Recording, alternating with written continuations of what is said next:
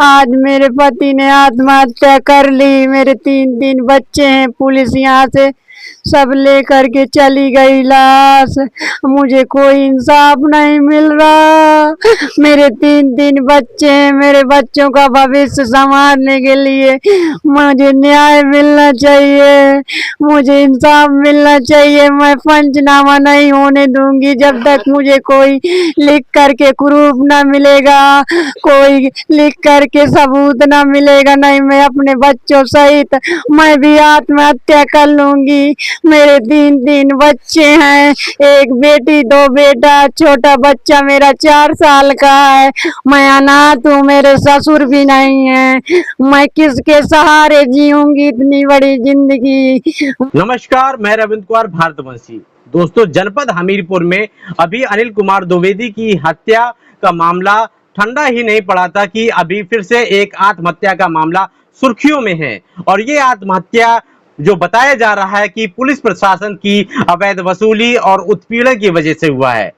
चलिए हम आपको बता दें कि जनपद हमीरपुर के ग्राम पचखुरा बुजुर्ग में एक रामस्वरूप प्रजापति नामक व्यक्ति जो चौकीदारी का काम करता था, जिसकी नियुक्ति 2011 में हुई थी और उसके बाद 2022 में षड्यंत्र करते हुए उसको तैनाती से हटा दिया गया, जो अपनी तैनाती वापसी के लिए शासन प्रशासन पर लगातार पत्राचार करते हुए मांग करता रहा, परंतु प्रशासन ने अपने अवैध वसूली के लिए उसकी मांग नहीं सुनी। थक हार के उसने बीती रात आत्महत्या कर ली। चलिए हम आपको बताते हैं क्या है पूरा मामला।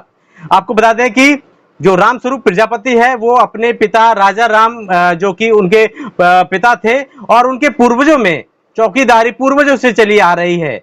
जब राजा राम के बाद उसके पुत्र रामस्वरूप प्रजापति ने चौकीदारी का काम संभाला, 11 साल ईमानदारी से वो अपना तैनाती काम करते रहे, परंतु जब 2022 में प्रधानी चुनाव बदला, तब प्रधान ने षड्यंत्र करते हुए अपने नए व्यक्ति को चौकीदार बनाया। जहां पे आपको बता दें कि जो हमारे पास साक्ष्य मिला है, साक्ष्य में बताया जा रहा है कि राजस्व विभाग की जो रिपोर्ट थी वो नए चौकीदार के विपक्ष में थी।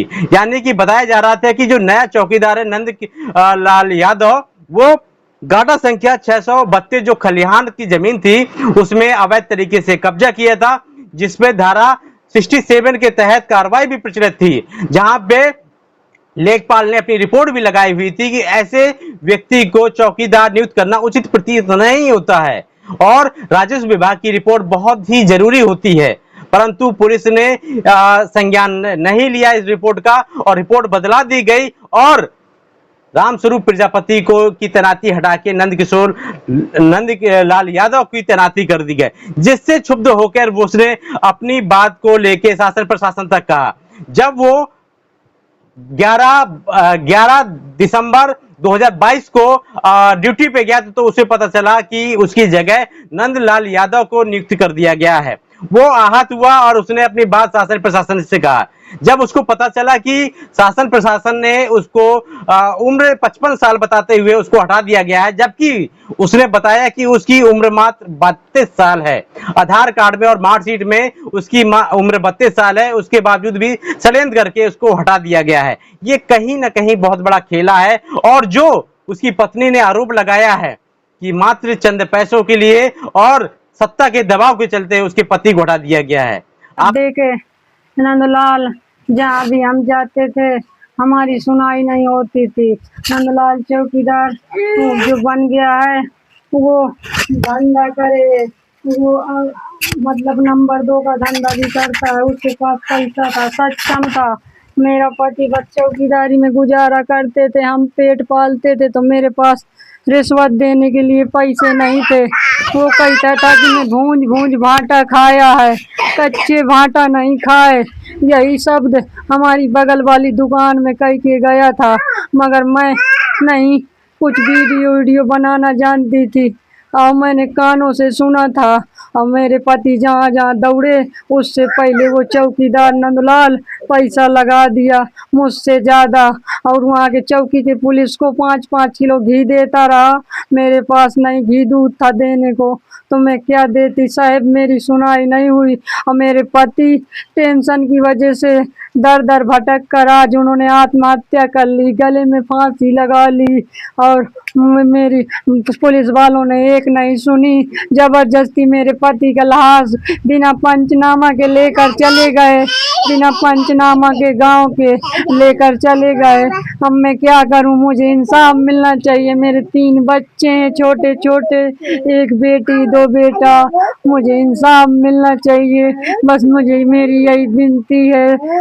आप सोचिए कि वर्तमान समय में भी एक विधायक जो प्रजापति है वो अपने समाज के लोगों के न्याय नहीं दिला पा रहा, अपने समाज के लोगों का अधिकार नहीं दिला पा रहा है, और इस वजह से लोग आत्महत्या करने के लिए मजबूर हैं। तो ये कहीं ना कहीं आप खुद से बताइए कि उस व्यक्ति को कितना प्रताड़ित किया होगा कि उसने इतना बड़ा कदम उठा लिया, जबकि उसके छोटे छोटे जो 2 बच्चे हैं, आज सोचिए कि उसके परिवार में क्या बीत रही होगी।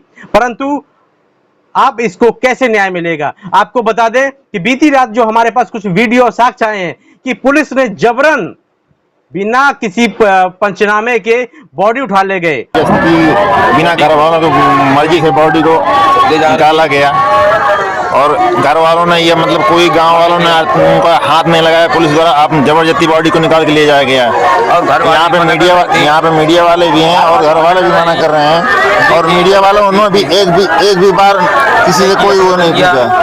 यहाँ जबरदस्ती प्रशासन द्वारा किया जा रहा है, और वर्तमान समय में अब उन पर दबाव बनाया जा रहा है, उसके परिवार पर दबाव बनाया जा रहा है पंचनामा और पोस्टमार्टम कराने के लिए। परंतु उनकी पत्नी अड़ी हुई है कि जब तक उनके पति की हत्या का न्याय नहीं मिलेगा, उन दोषियों पर कार्रवाई नहीं होगी, वो पंचनामा और पोस्टमार्टम के लिए तैयार नहीं होंगी। अब देखते हैं कि जिस प्रकार से ब्राह्मण समाज ने लगातार लड़ते हुए अपने समाज के व्यक्ति को न्याय दिलाया था, मुकदमा दर्ज कराया था और पीड़िता के परिवार को आर्थिक मदद दिलाई थी, क्या उसी प्रकार प्रजापति समाज के व्यक्ति के लिए विधायक लड़ेंगे? या विधायक का जो समाज है, प्रजापति समाज, क्या वो उठ खड़ा होगा? क्या उसको न्याय दिला पाएगा? देखते हैं आखिर क्या है होगा। दोस्तों, यदि आपको लगता है कि मैं इसी तरह लगातार भ्रष्टाचार उजागर करता रहूं तो आप मुझे मजबूत करिए।